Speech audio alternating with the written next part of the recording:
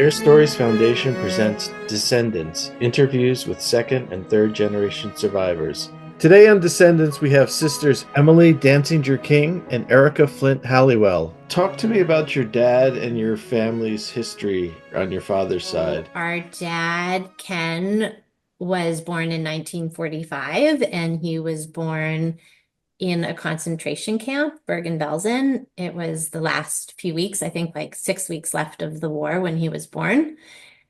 And the story, Emily, jump in, that sort of I remember, and it's kind of like family, a little bit of like family lore. I don't know if it's 100% correct, but when the war broke out, um, our grandparents, my dad's parents, were very young. They were teenagers, and um, they both ended up at a labor camp, and I don't remember the name, but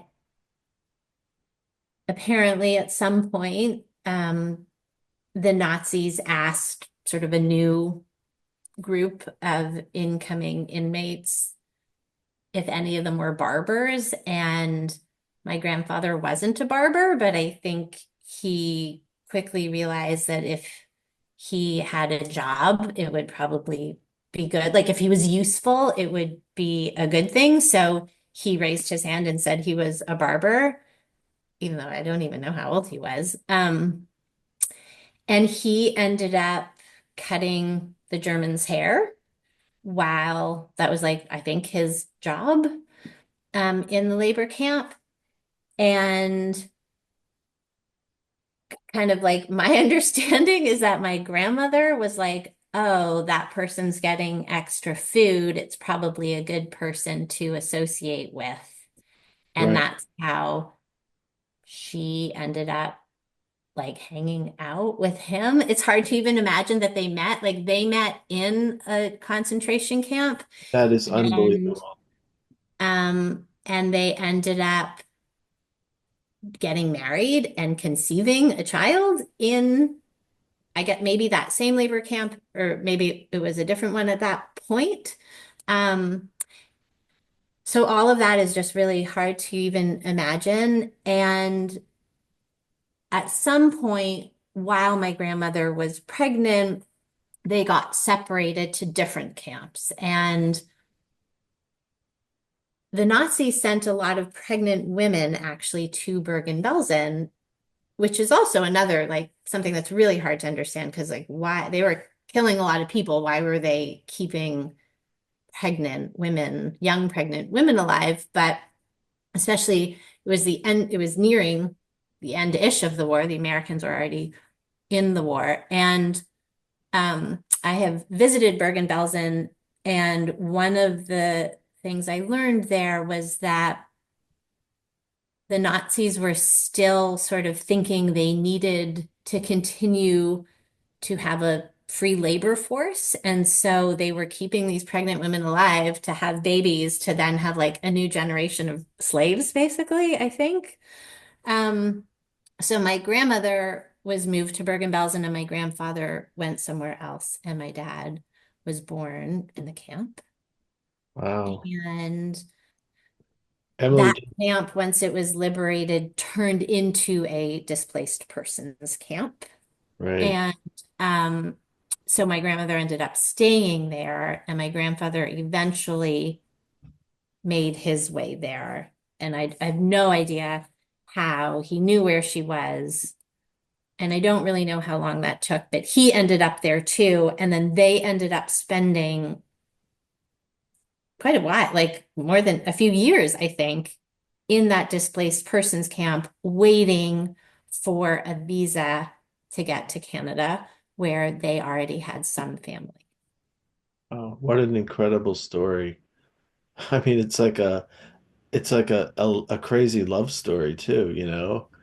I mean, it's I'm not sure they were ever the happiest married couple. I don't know um, do how you, much love Emily, there was, Emily, but there was definitely codependence. Emily, do you remember the name of the labor camp or No, because in the sort of family narrative, which we got in snippets from the grandparents, Mm, directly from the grandparents and also from Ken, I don't remember a name other than Bergen-Belsen ever being shared, and I don't know where that is right. documented.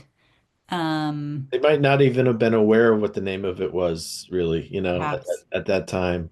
Where were your grandparents from? Do you know him?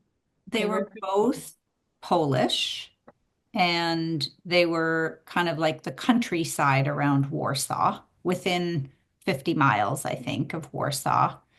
Um, and they were both, we know they were both taken to Germany. Well, I think we know the labor camps were in Germany, and I think we know that they were both taken to Germany in trains. But as Eric said, they were teenagers. So I don't know that we know very much about them splitting off from their families if they did. And at that point, like, were people sent in different directions? So we never really have got much about their upbringings or their families.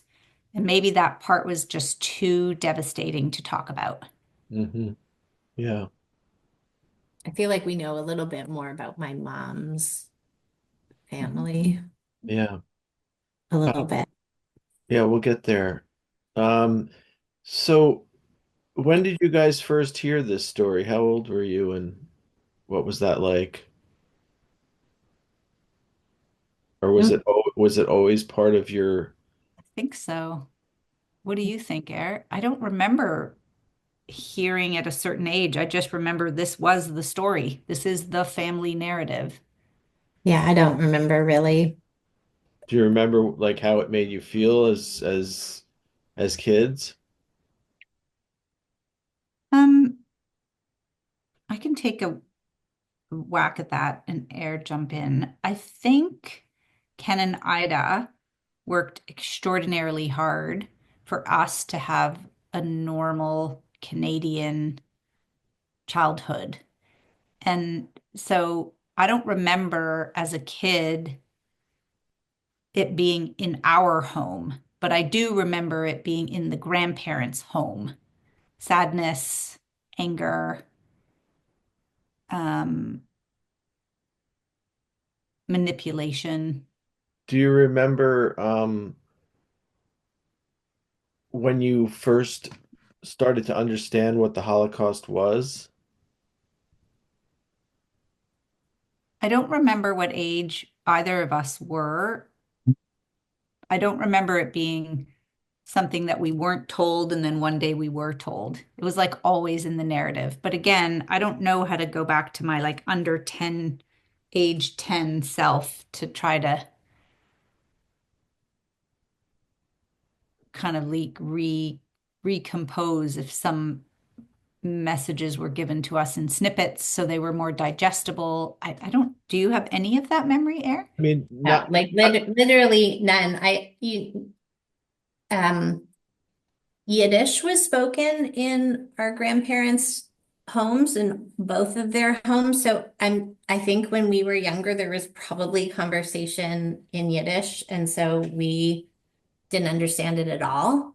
Um, and so I don't know. I don't know when we found out. I don't know. I don't remember a before or after or feeling like it's just feeling really anything. It was just like, these are the facts of our family. but when do you remember understanding what the Holocaust was and what it meant to be Jewish and be in a world that, had a Holocaust? Do you remember the impact of that as a child or as a young teen or I think probably more as young adults, like older teens. I don't know that I had much of a concept before, like what a big deal it was until maybe even university, like, and I was taking, a World War II Jewish history class. Even though we sort of my grandparents' social world, and to a certain extent, my parents also was very much an immigrant world. Like my grandparents only socialized with survivors, like only. Mm, And my parents grew up until they left for university in an only immigrant survivor communities in Toronto. Um, but then my parents went to university and then went away to graduate school. And so, like Emily said, like the home that they created and the world that we lived in um, was much broader than that. And so, even though we know now as adults that I think actually sort of the trauma from the Holocaust um, was very prevalent in my grandparents' home. And I think in my parents' lives and in their relationship, and certainly their relationship with their grandparents, it was not something that was sort of like very present in our home. mhm. Right. Agree with that, I Em? think I think the only thing I'd add, I agree with everything. I think the only thing I'd add is what I see in hindsight, but one can't understand as a child, is the level of trauma in Ken and Ida. And what I also see in hindsight, but you don't know as a child, is how mind-blowing it is that they were able to protect us from that level of trauma. Like Mhm. if they've given us like the craziest gift, it would be that until a certain age, whatever trauma they had, it wasn't in our home of four people. It was in the grandparents' home for sure. And we visited a lot. Every week we visited them, every week. Um, and they dropped us off there so they could have a date night. And we were always like, you know, it was like really hard to be with them. On Ken's side, they were like really broken humans.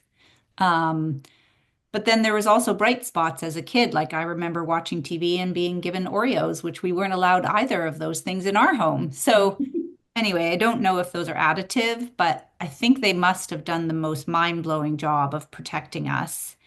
And we also know in hindsight that they've done a massive amount of therapy to like not be traumatized every day they walk on the earth. I mean, as you said, it's quite remarkable about Ken and Ida, and Yeah. probably we don't appreciate it enough because it's mind blowing.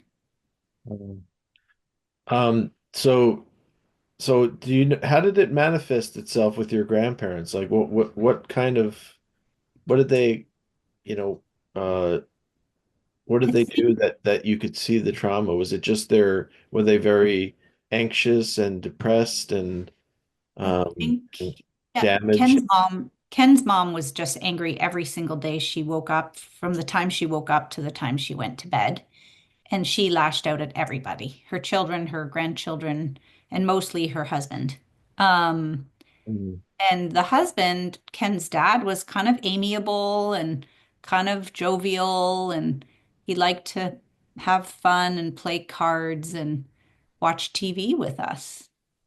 I But think I he just like ignored her because he yeah, kind of just tuned yeah, it out yeah. because she was um she was definitely an Can you imagine what it must have angry. been like for her though? Like No, I mean, that's the thing that I don't think we did imagine what it was like for her when we were children. No, yeah, yeah. because I guess because Now you can look back and yeah, say, okay, I understand why she was the way yes. she was. Being Yeah. a teenager pregnant in a Mhm. concentration camp, it's like Mhm. how much worse could it get, Yeah. Mhm. But we Um, didn't know those things as kids. yeah, We knew enough. We knew the story of the family and the history, but we didn't know all the details until we were old enough to like absorb the details. So I think that Ken and Ida were also careful where that's concerned. And the grandparents weren't talking about this on a regular basis. Like once Air and I were teens and young adults and more curious, I remember sitting with my grandmother and having a journal and writing things down that she was saying. And so it wasn't something that she discussed easily. And I think our empathy developed as our knowledge and our own maturity developed.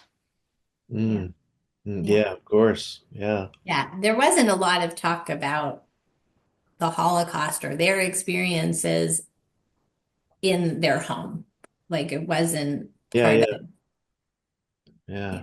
yeah. It's very interesting that your folks were able to protect you so much from that, and that you didn't feel the trauma coming down to you.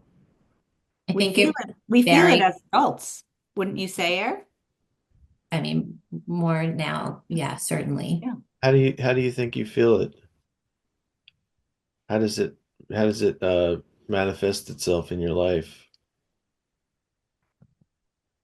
Do you want to go first, or I think a few things I experience are as Ken has gotten older, I think the trauma is more central. So I think for a period in his life, a long period, he worked extremely hard and was extremely focused on making his own life in North America and his children's life and focused on our education and our way in the world. And I think actually as Ken's aged and the demands like that have lessened, and he can like reconnect with things that he had tucked very deep away. And I think his trauma is greater late in life. And I think that has quite a significant impact on Erica and I. Um, I think also like the events, it's not just since October 7th how it feels to be Jewish in the world. And it's not just Trump talking about rounding up immigrants in their workplace and sending them, deporting them. There aren't just those things that have made, I think, the trauma more prominent, but just synagogue shootings in the US over the last 10 years. I just think as we are more mature and also as we are parents, I think there's like more fear and anxiety about anti-Semitism. Yeah, absolutely. I mean, we've interviewed probably 50 survivors in the last year or so, and not one, every single one of them without fail is afraid again, and they're being re-traumatized again.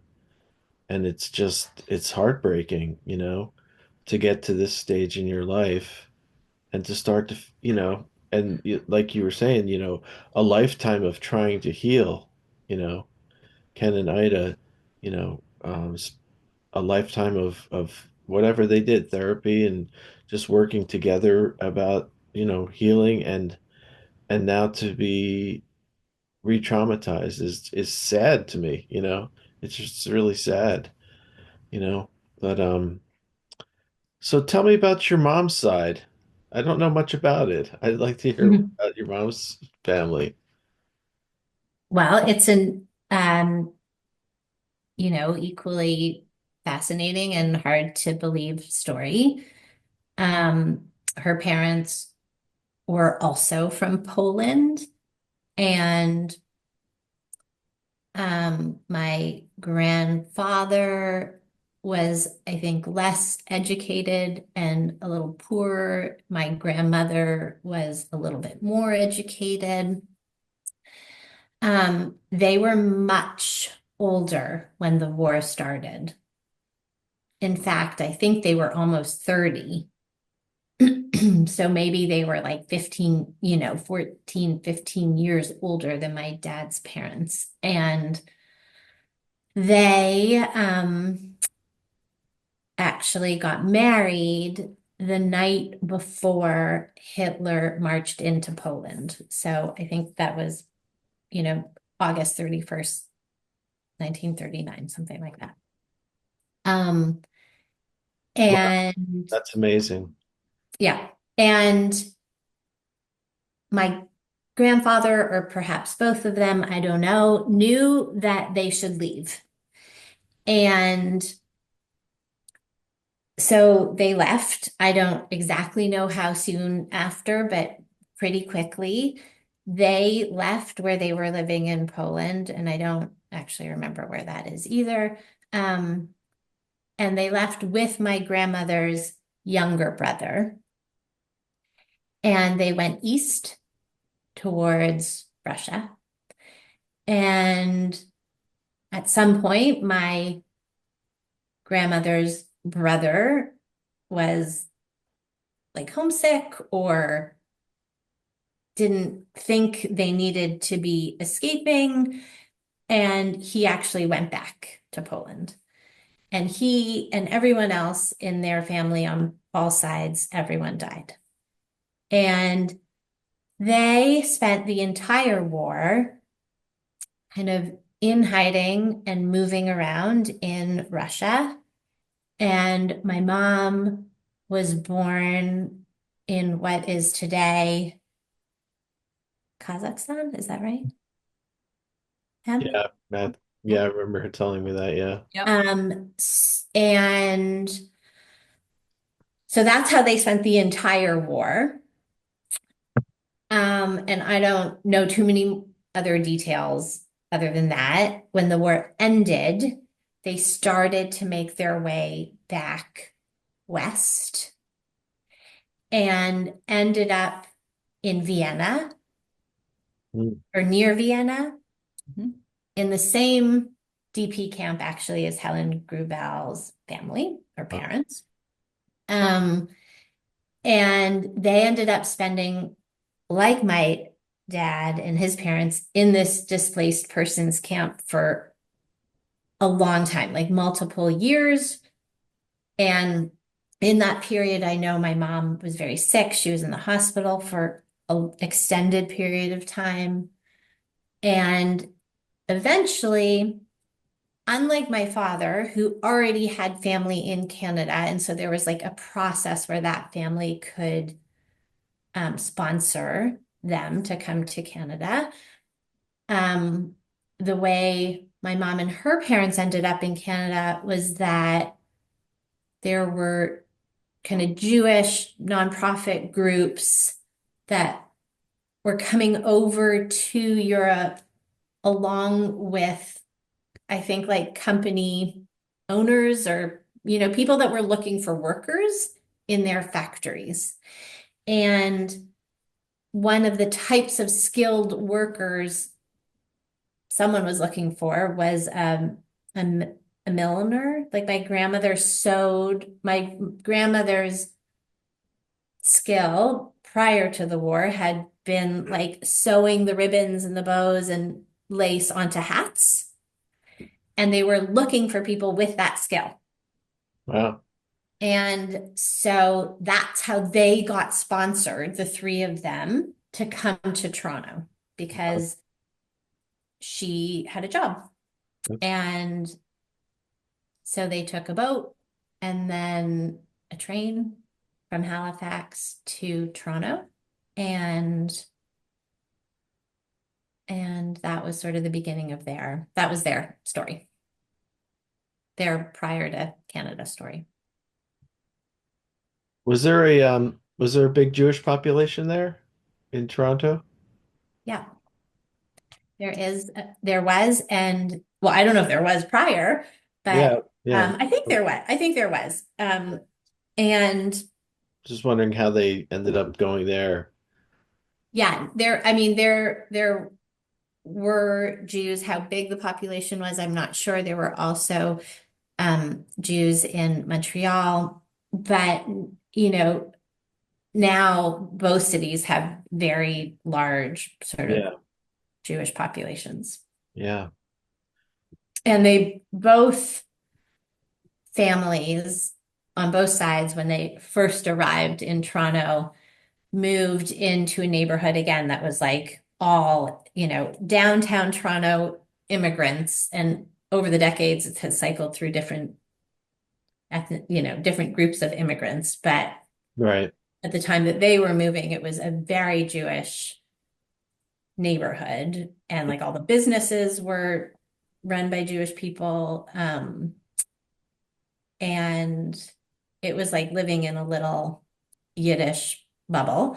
And as they both sort of put down roots and jobs, and they slowly moved a little bit further north in Toronto, but always kind of like with their friends and their communities. I mean, everyone that they became friends with everyone had lost all their family. And so created new family connections because you were new to the country, you didn't speak the language, and it was actually quite an insular, Of course. Yeah.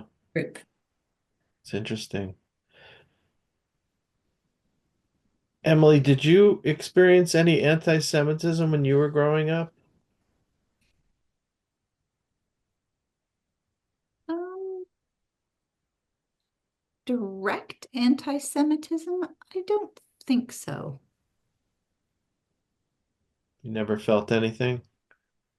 Erica, did you ever experience anything or feel anything? No, Wow. no. That's great. I mean, I think we always felt, or I, felt, well, first of all, I've always had both Jewish and non-Jewish friends, even when I was young. I think we definitely felt a little different. Um, So you but were aware of being Jewish and sort of what that meant. And were there any signs of fear in yourself about being Jewish? Did that ever come up at all?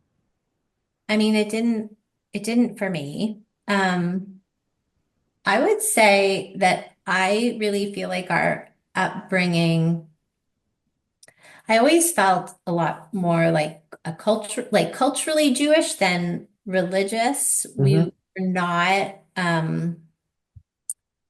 We were not brought up in a religious household at all. On my mom's side, her parents were actually like quite socialist and did not participate in organized religion.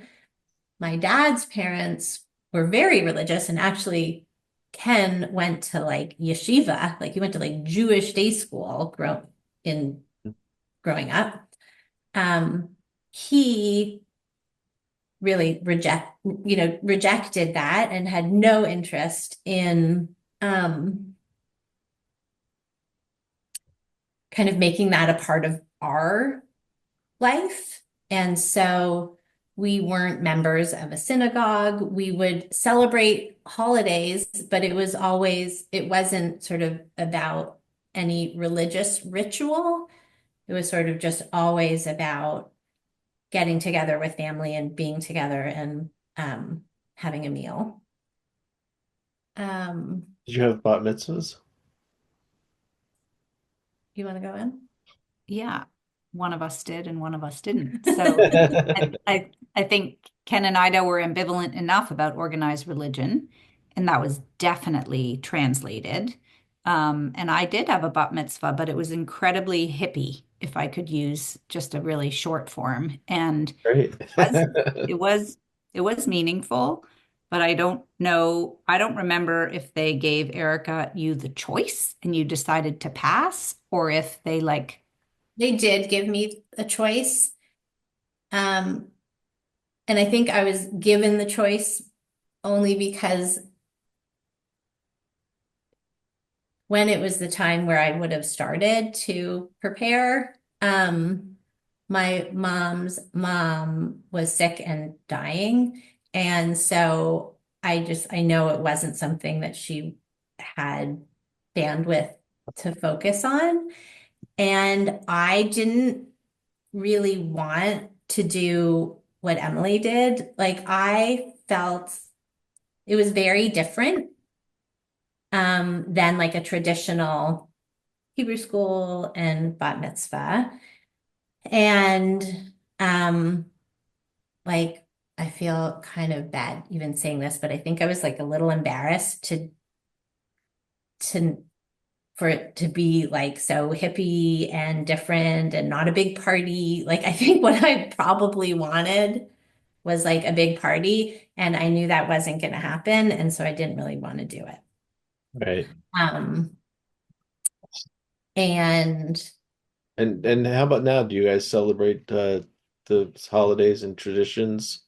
Has that gotten more important in your life as you got older? yeah, I mean, I will just speak for myself.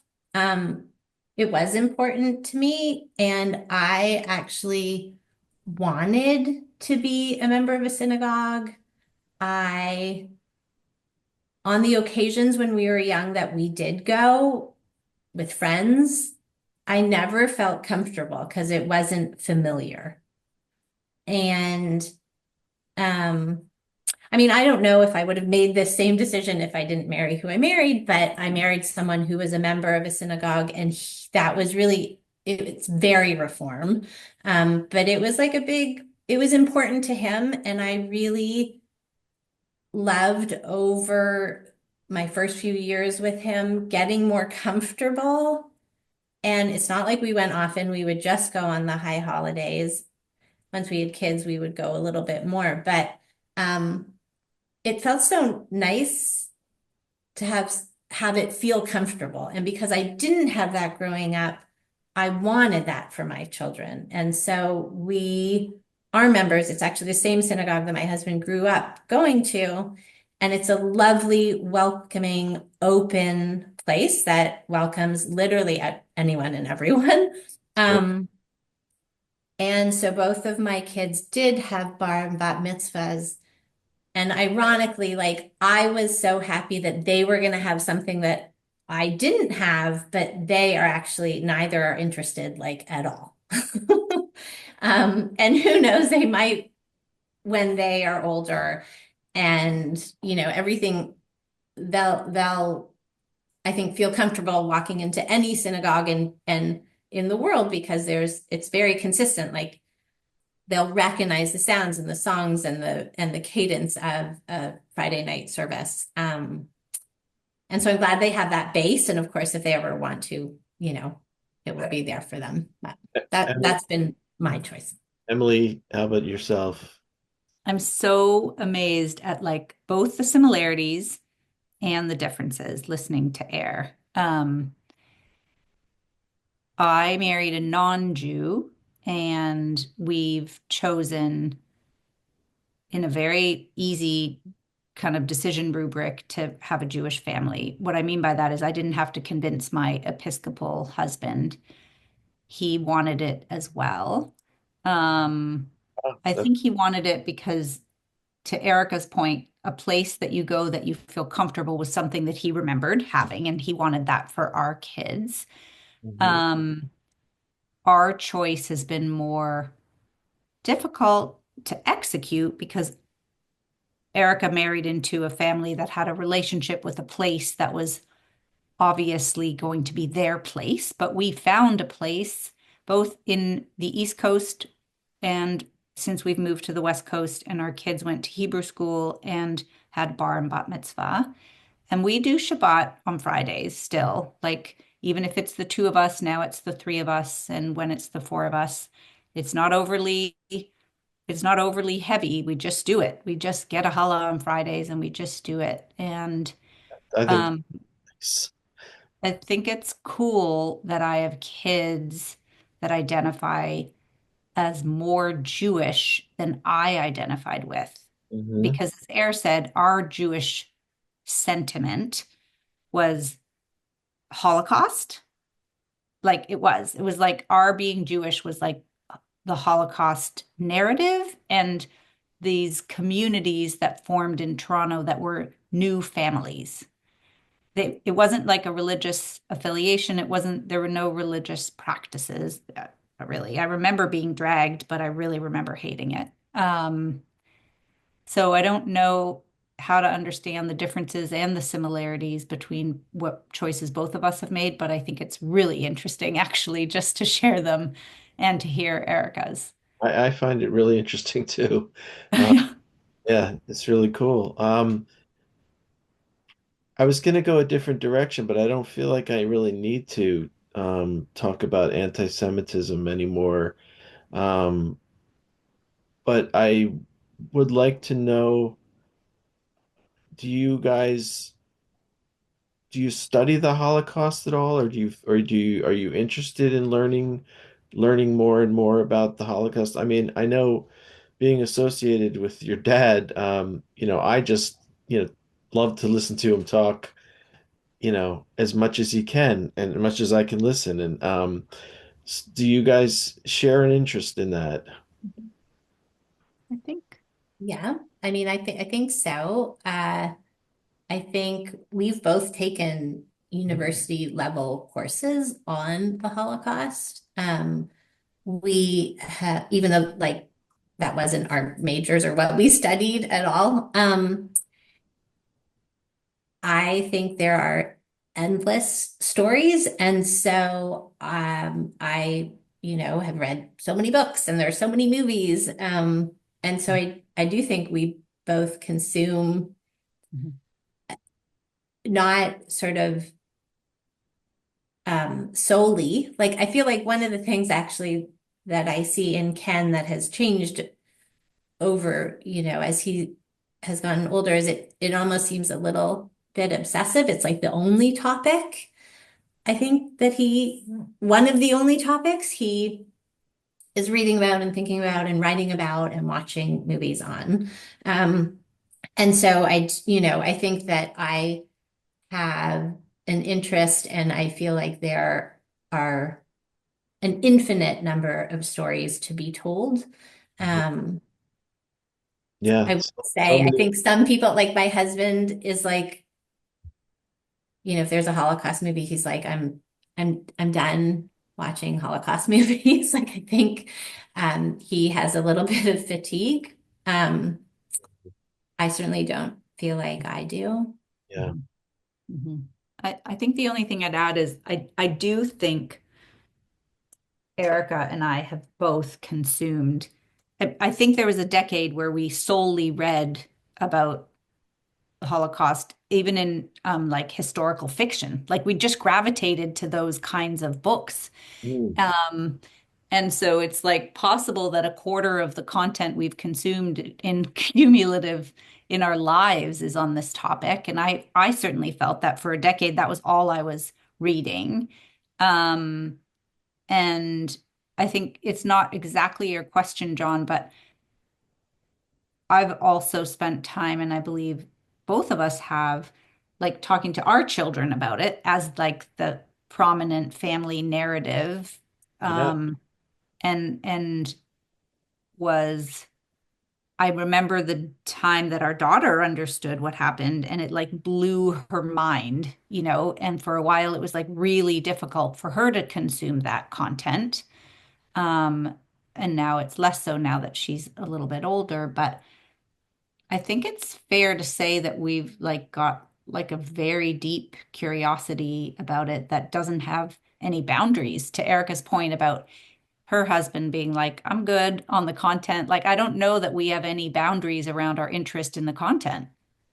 yeah, yeah. I mean, it's just it's endlessly fascinating, and like Erica said, there's just so many different stories that come from so many different angles, and you know, I think that my children actually, and I imagine this will definitely evolve as they grow and evolve and mature. They are 19 and 17. Um, they're close with my parents and they are close with my husband's parents, and three of their four grandparents are, well, my parents are actual survivors. My mother-in-law is a first generation. Her parents were survivors. And so I actually think my kids like push it away a little bit. I think it has been the topic at it's a big topic. Like Ken, talks about it a lot. My mother-in-law talks about it a lot. And so I actually think that my children know our history, but don't feel they don't feel connected to it, at least at this stage in Mhm. their lives. And I think they're sort of like disinterested Right. almost. I mean, it must be somehow tied with their disinterest also in like remaining, joining after their bar and bat mitzvah, like the older teen groups at the synagogue or whatever. I feel like they are disinterested and sort of like distance themselves from it because I think at intergenerational family table, it has been a big topic for their entire lives. And I think they're like, yeah, we get it. Like, Yeah. Yeah. okay, let's move on. But Yeah. It could be their age, and in a few years or so, they could, come back to it. yeah, I would imagine at some level they will Yeah. because but anyway, so that's just been my observation of my children, and it's very different actually from sort of Emily's and also my nieces on the other side who feel like so, very passionate and connected to it. So it's Emily, interesting. your children are very interested in it. Yeah. And they're just they don't reject those conversations in the same way. Like our daughter especially is very attached to Ken and Ida, and she's very focused on hearing their stories, and she's very focused on documentation. Um, and maybe she can hear this recording. I mean, so I think in a way, meeting you, John, has me thinking and my daughter thinking about like what assets we have that are documented that, and I don't think we probably have enough. Like, while we have the chance to talk to Ken and Ida more deeply about this, it seems like we should. And both of my kids are kind of into that. And it may be that Erica's kids spent more time with their grandmother on the other side listening, right? So we don't have that in this unit. So maybe it didn't get oversaturated as a topic. Hmm. Right. Right. Very interesting. Um, this has been an incredibly great conversation. I really appreciate you guys. Is there anything else you'd like to add at this point? I'm very excited about, the fact that you guys have shared so much, and it's been really insightful and wonderful to hear. Is there anything you'd like to add, or anything you'd like to bestow upon future generations, um, about the world, about your life experiences, about the Holocaust or anti-Semitism? It's a really broad question with 4 minutes left, John. So I'll say that I think this was really delightful. I really wanted to do it together, partially so I could also have the benefit of listening to Erica, because it's not like we discuss this in this manner necessarily. So I really enjoyed that. Yeah. Erica, any final words? I don't think so. It's been nice to just sort of even think about some of this stuff before the call. And I do think as our parents, I mean, knock on wood, they're both very healthy right now, but as they get older, I do think that Emily and I are seeing them in a different light and all this history,